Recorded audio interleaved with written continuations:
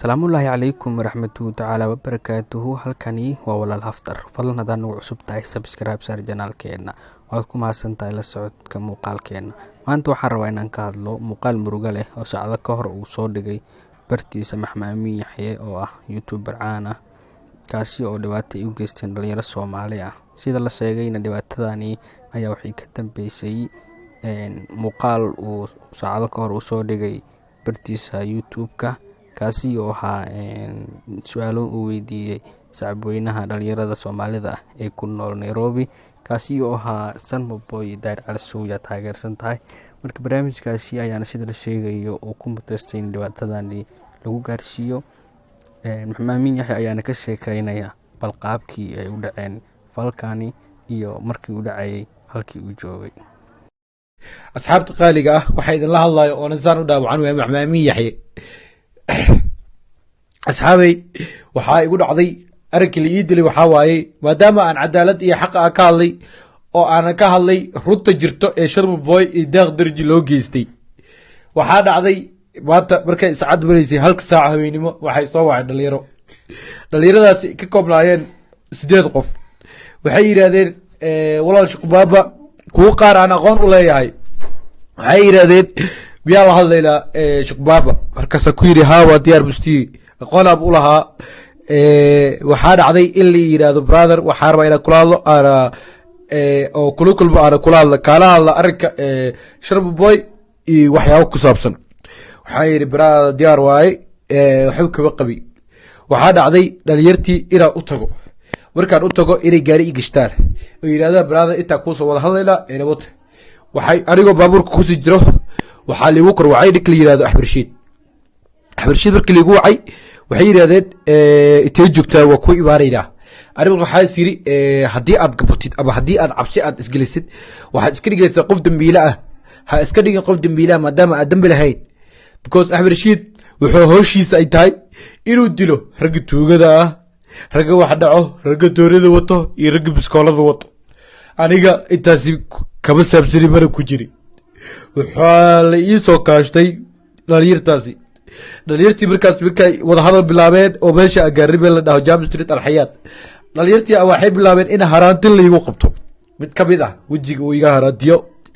markaan kacay aan u gegsan waayay aan gacan u qaaday oo isdagaalay.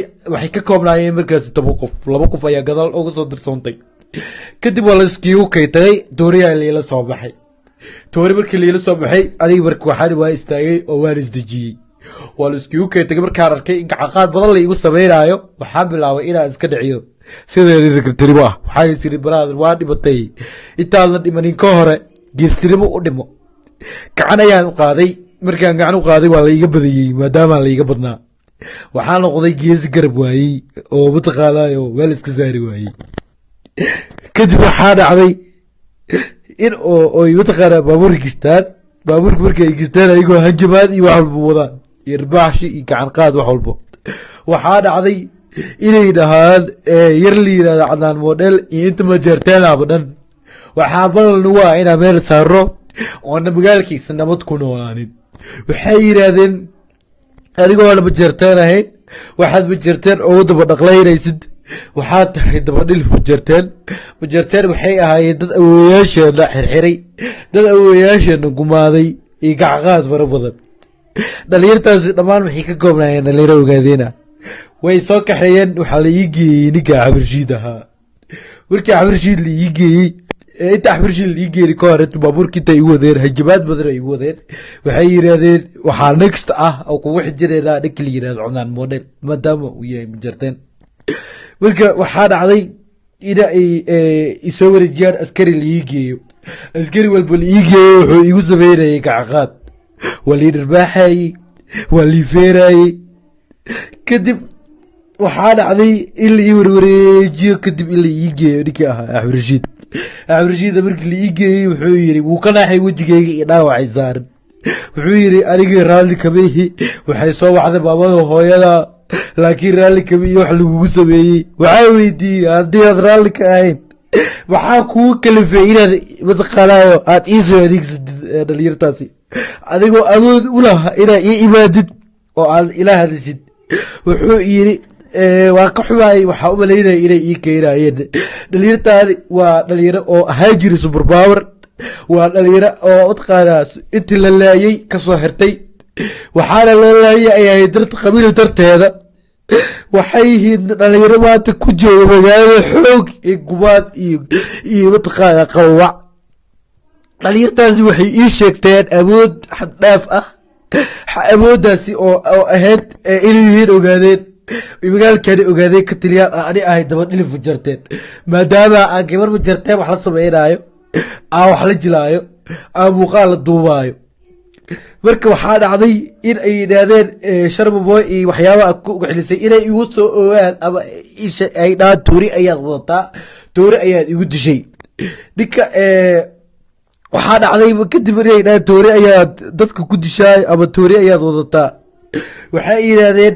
cadaamodel iyo dhalinyaro oo asaga dabaraacsan haddii nabad ku noolaadaa magaalkan anaga rag marihin waxaa dhacday in axmed rashiidkii uu idhaho waa ka xumaayay waxyaabaha falkufooshu lagugu dhibay markii lai dhaawacay lai jugeeyey wejigayga dhaawaca lai saaray waxba iima taraysa raalloqo waxbana iima tarayso wax la iigu sameeyey ragga dhaayo iyo dumarka dhaayo sharmaboy wuxuu waxaan u sameynayaa